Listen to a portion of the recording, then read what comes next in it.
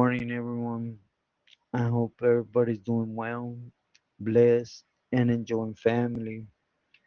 As always, muchas gracias to everyone for everyone's words, wishes, prayers, as the love and support everyone shares with me. From the heart, gracias. Also, do please like, share, subscribe, and hype to this video to help push the message out a little more. Thank you.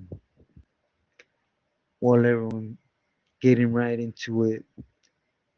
Today, I want to touch on an older homie from the El Sol, Osito, and the Billy's behind supporting him, right? Which in this case is Rudy, Crazy, and Bat, of course, right? That's his homeboy. And, well, just to put a little backstory, right? Sherm, when he was out, he had, even in the feds, the San Diego faction, overall.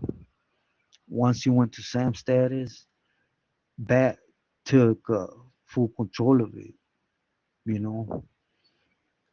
And anyways, I'll take you back to 2017. We're in Lawrenceburg, and right there was Sana, and it came down the pipeline to the Peelys, right, from Rudy, that there was going to be an individual getting to the yard that had a long reach with Halle, and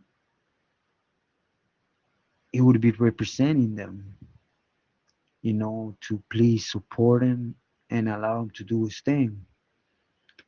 And again, there was so much work coming in right there that they weren't even sweating it, right? Other Phillies, they were like Simon.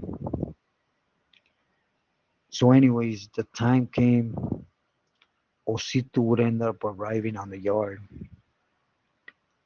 and todo bien, you know. Again, I wasn't in charge of screening the camaradas, screening their paperwork, whatever. So whoever did, right? And as time passed, he got to work ASAP, and he started doing things the way a camarada should do it, right? At least that has love for the causa. He picked up a couple individuals, that were doing fed time that just didn't go to store. They didn't have family like that taking care of them, whatever, right? So he told him, hey, Kylan, I'll make sure you stack up your locker with food and whatever you need, right? So he did that, and it was look great on him, right? The one thing that always bothered me though, and Frankie, right, is that whenever you come around, see every time he hit, he didn't have to, but he knew better, right? Out of respect, he would go around every pili and give them at least a cuartito, right? Hey, here's some respect from Rudy and Bat, on my behalf. And but every time you get near Sana, there was just something shady, right? Individual got nervous. I just I seen it, and I thought at first, it's Sana. I did that when I got there just because of his fame, who he is as antiquity, and it was reach and stuff, right? And I left it alone, you know. Me and Frankie discussed it a few times, and we just said it's just probably because of Sana, right? So we left it at that. One day, though, we were over there with Crook and Big Joe, and we're squaring off some things, right? And as he's walking by, Big Joe's in need of a couple gramos. He uh, he had fallen short and needed to meet a quote with somebody, right? So he called out to him and told him like, "Hey, homie, could you do me a favor? Do you have any material on you that you could sell me a couple grams? You know, all with respect." And the vato, I guess, was about to run out too, but he did have one that he provided it to Joe. Now, I noticed the same thing though with Joe, same with Frankie. And me always just my head, right? I always say my head, go back to my head. My head, I'm a traumero, or how do you say it in Spanish? When you just carry people in your head and you just start overthinking of things. And, I've been down already a long time. And, I, it just stuck to me. So I started paying attention. And he was like that literally with all the pilis, you know, and we didn't understand it. And, me being a metiche straight up, nobody sent me ni nada. It's just something locked into my head. I did it out of respect, and I went to him and I told him, "Hey, osito, I'm getting here too, just from the state not so long ago, right? Where were you at, homie?" And he starts telling me in Corcoran. He did a lot of time in Corcoran, right? And I told him, "Oh, is that right? Where at?" Was, that's where I had my biggest push in Corcoran. So I pretty much knew a lot of Corcoran, but everything clear.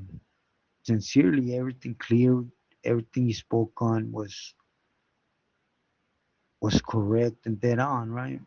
Even in the people in position that I still knew were there, todo bien. So I left it alone. I took it as a estás loco way. Just leave it alone. Don't look for that fifth feet on the cat, right? When there's not. And we left it at that. Now about a couple months go by, and everything's cool, right? Everything's peaceful. And something happens though with the dolphin. Sorry I call him like that, but that's exactly it, right?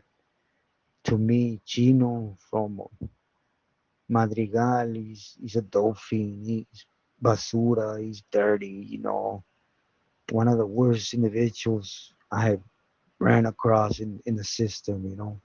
Don't even know why he's there when he's known to abuse camaradas that get up in his cell, right?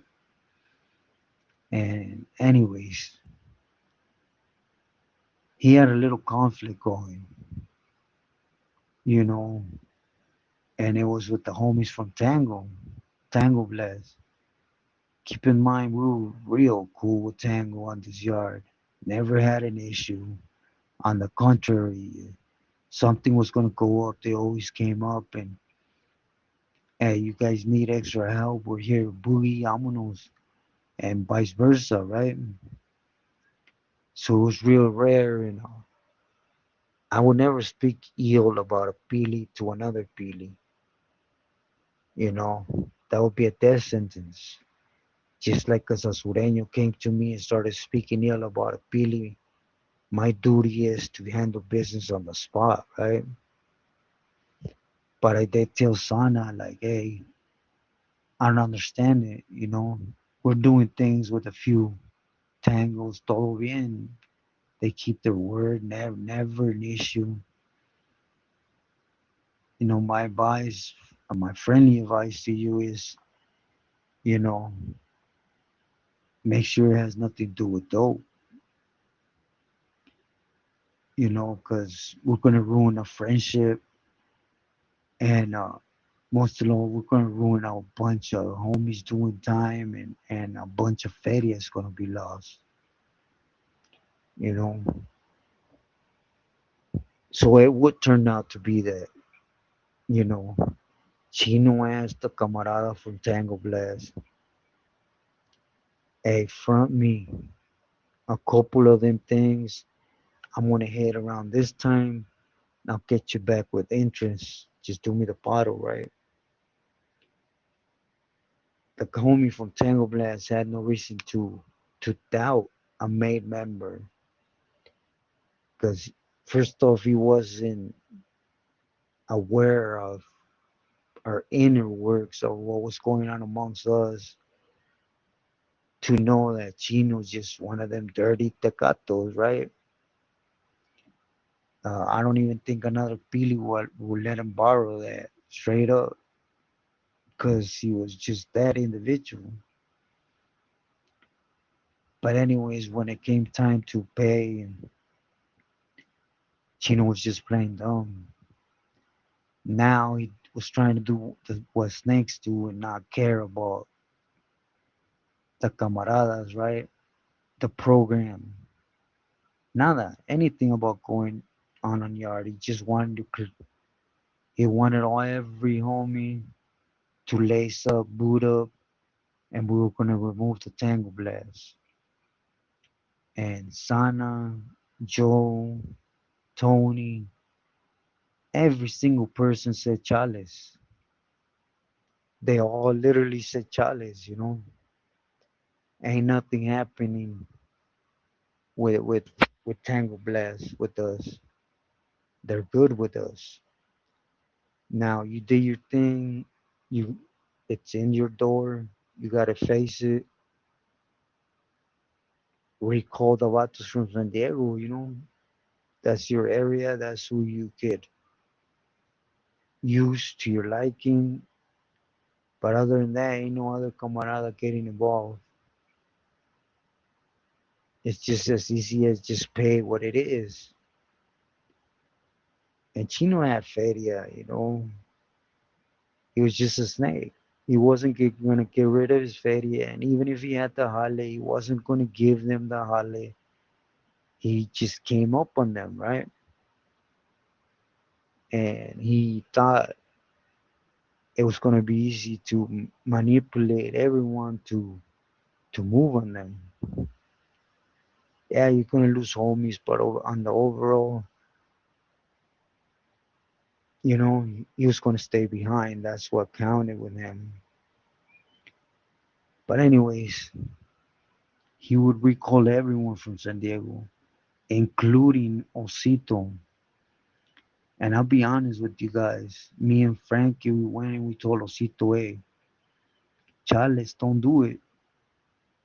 And he's telling every homie from San Diego, right? Told me, yeah, but you got orders, homie.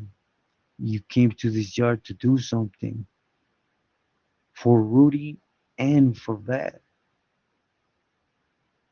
You pretty much shield to stay on the yard. There ain't nothing he can't make you do it, because he's aware of the mission you're here to do. But anyways, whatever went through the vato's head, he would join, right? Start taking care of Chino everywhere he went. And we knew it was going to crack off, and it was already said amongst all the homies from the Pilis. If you see them vatos start going off with Tango Blast, you leave it alone, let them handle their business, or not to get involved. And we made that clear too with Tango Blast. You know, over dope debts and all that, that's not our business. So one day when they were coming out to yard, I guess two individuals from Tango Blast, they tried to deal with the situation. And for those that know tangos, them guys with anything in assault. They're so good at it, man. They're good.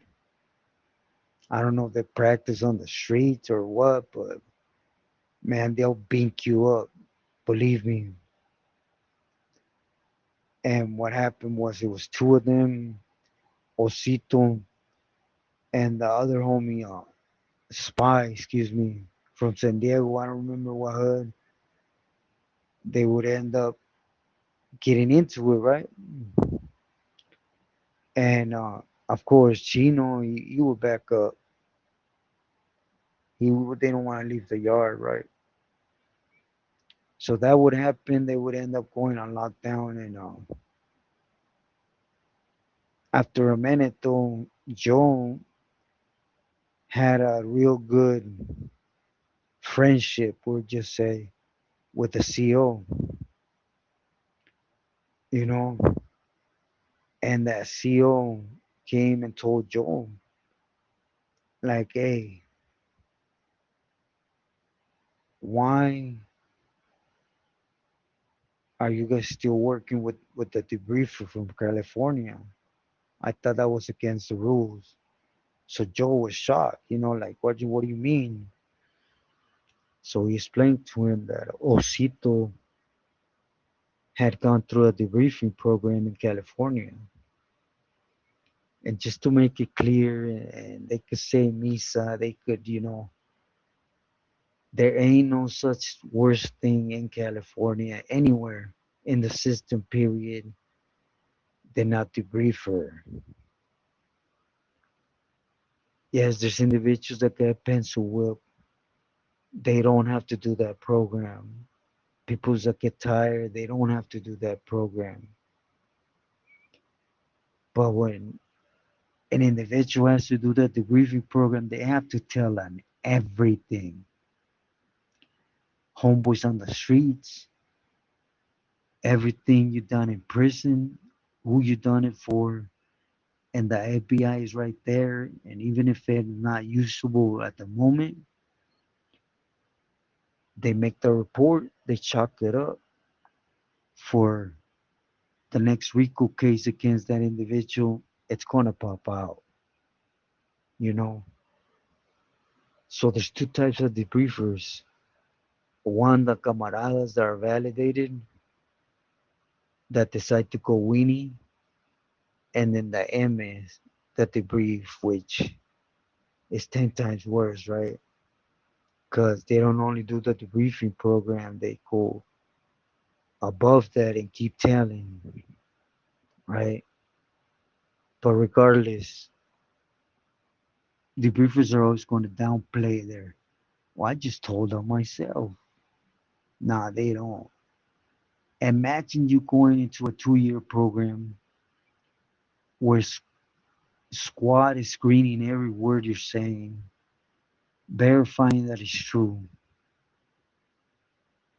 and you think they're going to take you just telling on yourself. It just makes no sense, and it's not how it happens. But anyways, that Huda would end up bringing out the paperwork, and yeah, homeboy had done his, he had locked it up. 2013, did his debriefing program right there in Corcoran. I guess would end up paroling, and he has some cases pending in the feds, and he played it off. He played it off good with his Billy, right? Bad. And Rudy. So now it became is, who do we blame? Who screened this battle? First and foremost, that this never got discovered. He's been on here 6 months and nobody knew about it. At the same time, there's two Pilis co-signing for him, to the fullest. But the one that was more outspoken in regards to him was Rudy. So the Vato would end up getting hit, butchered. I'm surprised he was still alive after, right? Nevertheless, it became, you could say, a strike against Rudy. Because Bat, even though he still had a shady pipeline to the Arellanos, he still had that shady pipeline regardless. Rudy didn't. And recently they sent me clips on individual always trying to make another Billy look like a fool, right? Because he's the most known weenie that ever came out of that organization and made us some things about Rudy. Rudy had an issue in a cell with a cellie, no names needed. He had a bad accident, where he hit his head. Everything was cool at the moment. The most recent pictures of Rudy on the linea before he went to ADX are the ones I shared with you. I will share them again here. You know, there ain't no recent ones. Those are personal ones.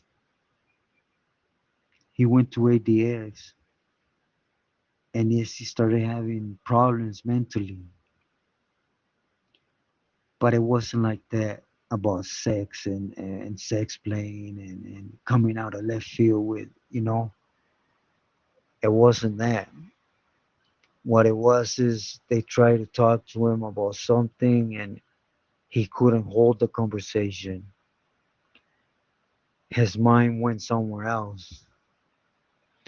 And that's where they made that push where he was not to be considered no more a señor. They put him on the shelf. He's not on the shine though. He's just in the shelf because of his mind. His mind just can't do it no more. But as everyone knows, that's how it runs. If there's anything wrong with you, you're done. You're done. Period. Don't matter if you're Emmy or you're a camarada. Give you an example. Me with my cancer and everything wrong with me, and if I would be busted right now, I would be considered taking space. Even though I offer myself to this, to that, to that, it would eventually become a factor. And that's a fact. There's no compassion there. There's no carnalismo for homies or for themselves. So that's the end look on this one. You know, especially for the older camaradas that are with the business, right? Think about that, everything, all the hits, everything that we go through as kids is going to eventually catch up to us. And you don't want to get put on that side just because you're sick. It has nothing to do with your loyalty, with your heart, whatever. It's just because your sickness is going to look as weakness, and that's the end look on this one. Value yourself. There has to always come a time to say, like Charles, they just ain't it. I gotta do something for myself. Stay loyal to those that maintain loyal, which in most cases is gonna be your own neighborhood. Stay true to yourself and loyal to loved ones.